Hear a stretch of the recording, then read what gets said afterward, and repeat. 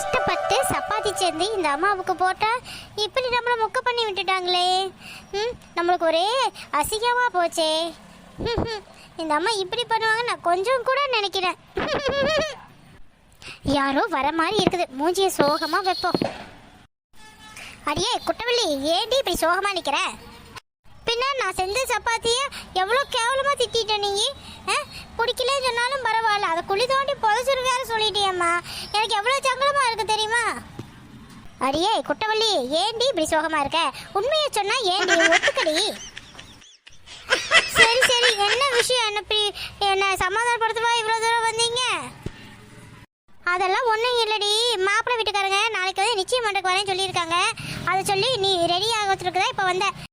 எனது மாப்பிள்ளை வீட்டுக்காரங்க நாளைக்கு வராங்களா? ஆமாண்டி ஆமாம். நல்லா மூஞ்சிக்கு எல்லாம் க்ரீம் எல்லாம் போட்டு நல்லா ஃபேஷியல்னு சொல்லுவாங்கள்ல, அதெல்லாம் பண்ணி நல்லா அழகா இருடி. சரி சரிம்மா. சரி, உன்னையிலே சமையல்லாம் செய்ய ஆரம்பிச்சிரு. அப்போதான் கொஞ்சமாவது நீ தேர்வு சமையல்ல. இல்லைன்னா போகிற இடத்துல என் பேரும் கெட்டு போயிடும். உங்கள் அண்ணிகிட்ட கேட்டு கொஞ்சம் கொஞ்சமாக பழகிடி. சரி சரிம்மா. ஏம்மா மறுபடியும் சமையலையே ஞாபகப்படுத்துகிறேன். சரி, நான் ரெடியாக இருக்கிறேன். இன்னும் கொஞ்சம் தனிமையில் விடு. நான் கொஞ்சம் மனசு திடப்படுத்திட்டு அப்புறம் வந்து சமையல் பண்ணுறேன். அடியே, நீயும் சமையல் பண்ணிடாத. என்னால் வாயில் பத்தியாரம் வச்சதே போதும். உங்கள் அண்ணியே சமைக்கட்டும். எப்படி செய்கிறாங்கன்னு பார்த்துக்கோ. அதுக்கப்புறம் நீ கொஞ்சமாக செஞ்சு பாரு. சரிம்மா. சரி சரி சரி, உங்கள் அண்ணிகிட்ட காஃபி கேட்டிருந்தேன், நான் போய் குடிக்கிறேன். மாப்பிள்ளை வீட்டுக்காரங்க நாளைக்கு என்ன நிச்சயம் பண்ண வராங்க? ஓ, நினைக்கிறே ரொம்ப சந்தோஷமா இருக்குதே. மாப்பிள்ளை எப்படி கூப்பிடலாம்? மாமான்னு கூப்பிடுவோம். ஏன் மாமா நாளைக்கு என்ன நிச்சயம் பண்ண வராரே, நிச்சயம் பண்ண வராரே, ஜாலியோ ஜிம்கானா.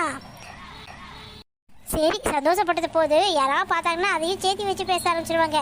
நம்ம மூஞ்சிக்கு பாலிஷாக இருக்குது, என்னென்ன போடலான்னு சொல்லி ஃபோனில் பார்த்துட்டு போய் அதே மாதிரி ஃபேஸுக்கு அப்ளை பண்ணிட்டு உட்காருவோம். ஹோம் ஃபேஷியல் எப்படி பண்ணலாம்னு சொல்லி யூடியூப்பில் சர்ச் பண்ணலாம் இப்போ உட்காந்து. ஓ, இந்த மெட்டீரியலில் பண்ணலாமா? ஓகே ஓகே, இப்படியே பண்ணிடுவோம். இன்னைக்கு இல்லாததுனால நம்ம மாமியார் இங்கிலீஷ் நியூஸ் பேப்பரெல்லாம் படிச்சுட்டு இருக்காங்களே, என்ன விஷயமா இருக்கும்? சரி, காஃபி கேட்டாங்க, கொண்டு போய் தருவோம். அத்தை அத்தை. என்னம்மா நெட்டவள்ளி? அத்தை, காஃபி கேட்டீங்க, அதுதான் கொண்டு வந்தேன். சரி கொடு. ஏமா நெட்டவள்ளி, எனக்கு தான் சுகர் கம்மியாக போடணும் தெரியுமல்ல, எதுக்கு இவ்வளோ சக்கரை அள்ளி போட்டு வச்சிருக்க? சக்கரை அதிகங்களா? இல்லையே, அளவாக தானே போட்டேன். அப்புறம் நான் குடிச்சிட்டு போய் சொல்லணாக்கும். இதே வேலையாக போச்சு உனக்கு. சரி கொடுங்க அத்தை, நான் அப்புறமே உங்களுக்கு காஃபி போட்டு தரேன். இப்போ இந்த காஃபி வேணாம். பரவாயில்ல பரவாயில்ல, இருந்துட்டு போகுது, நானே குடிச்சுக்கிறேன். ஏன் வீண் பண்ணுவானே.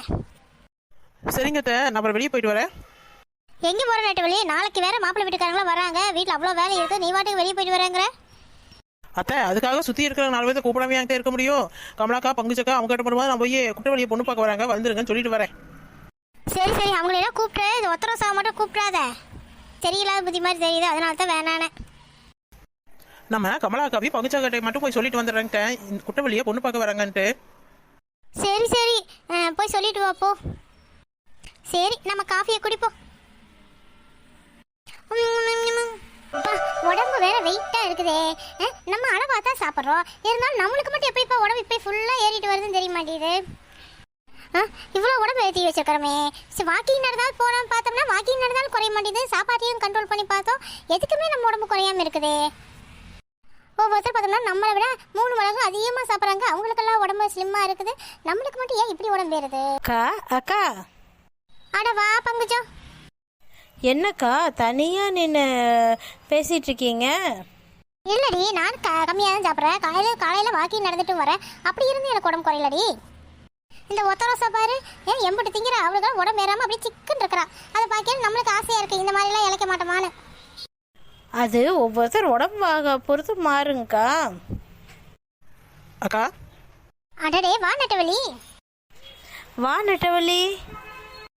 உங்க 2 பேத்தையும் தான் பார்க்கலாம்னு சொல்லி வந்துட்டே இருந்தேன், நீங்களே வந்துட்டீங்கக்கா. சரி, என்ன விஷயம்? நாளைக்கு குட்டவள்ளிக்கு உறுதி பேசுறேன்க்கா, மறக்காம வந்துருங்கக்கா.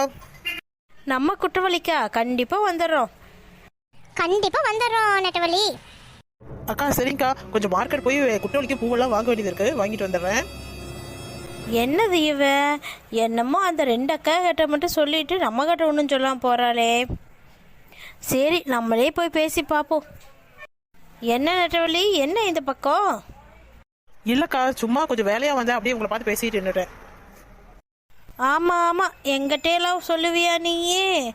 காய் வாங்க வந்துட்டு எங்கிட்ட வாங்காமல் ஊரில் இருக்கிறவங்க எல்லாத்துக்கிட்டையும் வாங்கிட்டு போனவங்க தாங்க நீங்களா? அடியே ஒத்தரோசா, ஊறப்பட்ட விலைக்கு காய வைத்தீங்கன்னா யாரடி வாங்குவாங்க? நான் அப்படிதான்க்கா சொல்லுவேன்.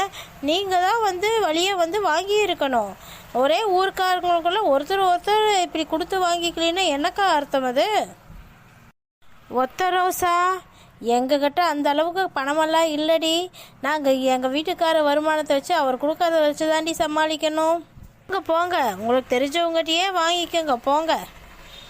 அடியே நாங்கெல்லாம் இங்கே தாண்டி நிற்கிறோம், நீ தாண்டி இப்போ வந்துட்டு வம்பு பண்ணிட்டு இருக்கிற. சரிங்கக்கா பேசிகிட்டு இருங்க, அப்புறம் நான் கிளம்புறேன். என்னமோ நெட்ட வழி வந்தா வந்துடுங்கன்னு சொன்னது மட்டும்தான் எனக்கு கேட்டுச்சு. என்னவாமா விஷயம்? சும்மா தான் சொல்லிட்டு போனேன். அதெல்லாம் ஒன்றும் இல்லைம்மா. நீ போய் வேறு வேலை இருந்தால் பார்க்குறியா கொஞ்சம்? சரி சரி, எனக்கு கூட்டு சேர்த்து கொடுக்க கூடாதுன்னு நினைக்கிறீங்க. பார்த்துக்கிறேன். என்னக்கா ஒத்தரோசா இப்படி பேசிட்டு போகிறா?